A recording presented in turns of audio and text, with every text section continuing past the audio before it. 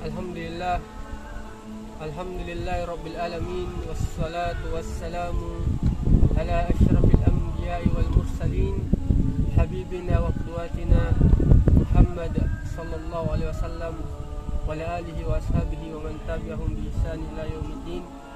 Amma ba'd.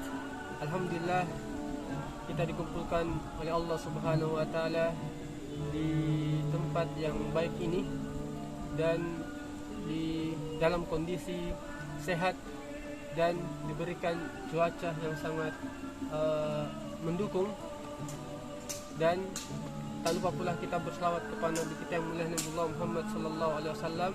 Dialah pemberi contoh teladan buat kita, sehingga dengan mengikutinya dalam segala aspeknya kita bisa mendapatkan syafaatnya hingga yaumil qiyamah.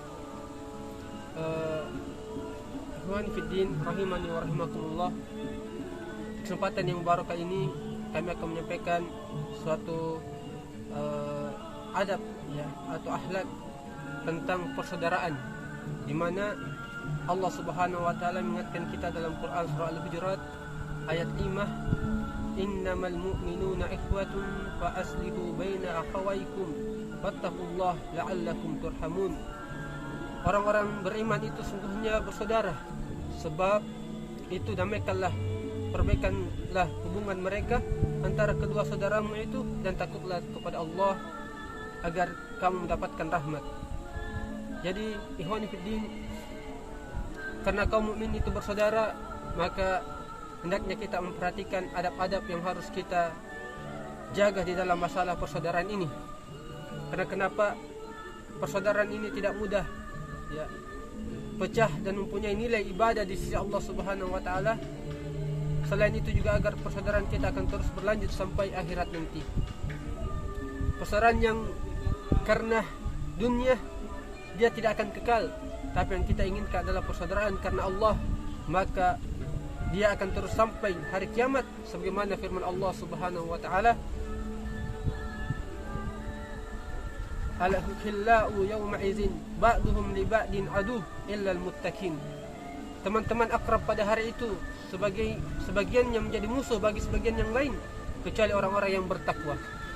Jadi kita perhatikan poin-poin penting tentang adab-adab persaudaraan ini. Yang pertama, ikhwani fillah, kita saling mencintai karena Allah. Itu yang pertama. Kita mencintai seorang karena Allah, kita membenci seorang juga karena Allah.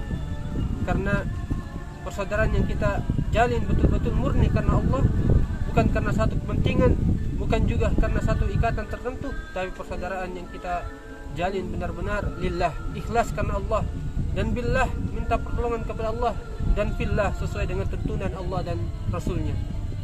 Sebagaimana sabda Nabi kita Nabi Muhammad sallallahu alaihi wasallam, awsaku ural imanil hubbu fillah wal ba'du fillah.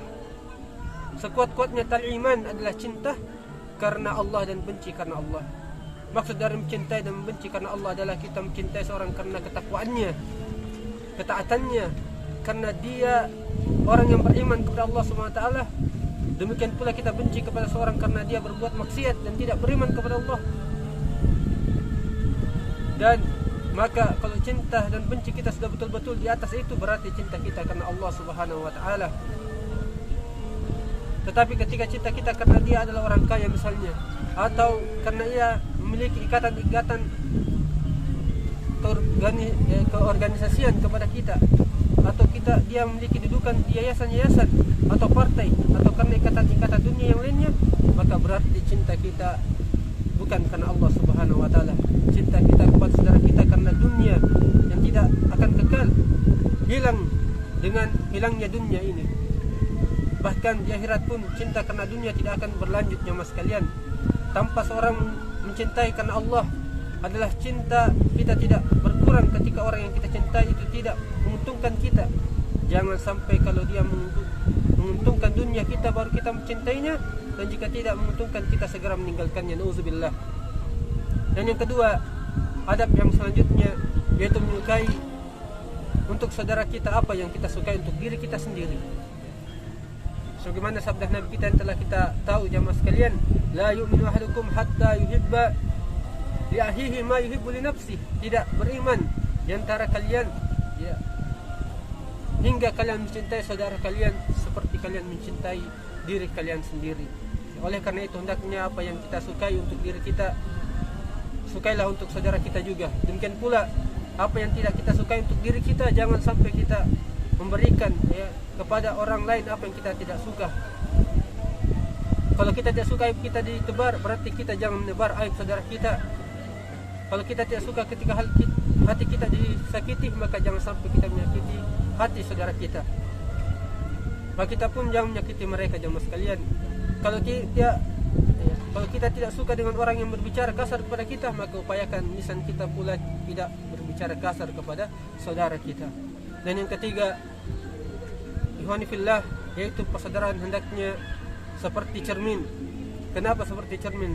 Jamaah sekalian, disebutkan oleh Nabi kita Nabiullah Muhammad SAW, al-mu'minu mir'atun akhihi.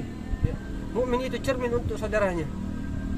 Ketika kita berkaca, maka kita memperhatikan, ya, melihat sesuatu yang persis yang kita lakukan dalam cermin itu. Kalau kita tertawa, maka cermin akan tertawa. Kalau kita diam, cermin juga itu akan diam. Kalau kita sedih, maka cermin itu pun akan terlihat sedih. Maka sudah sepantasnya bagi seorang mukmin berlaku seperti cermin. Ketika bersaudara, saudara kita gembira, kita ikut gembira. Ketika saudara kita sedih, kita pun ikut sedih. Kita ikut merasakan kesedihannya. Saudara kita galau, maka kita pun akan merasakan kegalauannya, ya. Atau ketika kita lagi senang, dia justru memperhatikan kesedihan, maka jangan sampai itu terjadi, jamaah sekalian. Maka marilah kita merasakan saudara kita, ya. Kita kuatkan dia jika dia mengalami kesedihan. Maka itulah cerminan bahwa kita bersaudara dengannya. Dan yang terakhir adalah adab-adab dalam persaudaraan, tolong menolong dalam kebaikan dan ketakwaan. Dan ini yang paling penting, hadirin dan hadirat dimakan Allah, bahwa sebagai seorang mukmin kita harus mempunyai prinsip bagaimana saya bisa membantu saudara saya, ya, bagaimana kita bisa membantu saudara kita yang lain. Kalau kita mempunyai saudara yang susah, bantulah sesuai dengan kemampuan kita, karena itulah bentuk bahwa kita mencintai saudara kita. Semoga yang 4 hal ini bisa bermanfaat buat diri saya pribadi, dan yang kurang mohon dimaafkan. Dan jika ada salah kata dalam lisan saya, itu datangnya dari saya pribadi dan siapapun, dan yang benar itu datangnya dari Allah Subhanahu wa taala. Dan semoga Allah menjadikan kita hamba-hamba yang bersaudara, yang penuh dengan adab yang baik, sehingga kita menjadi hamba-hamba yang benar-benar, ya, memiliki akhlak yang karimah, akhlak yang baik kepada saudara yang lain, sehingga menjadi dakwah tersendiri kepada umat yang lain bahwa ternyata Islam, ya, sangat indah, ya. Ternyata Islam memiliki ikatan persaudaraan yang sangat baik. Ini yang bisa saya sampaikan. Subhanakallahumma hamdika, asyhadu an la ilaha illa anta, astaghfiruka wa atubu ilaik. Assalamualaikum warahmatullahi wabarakatuh.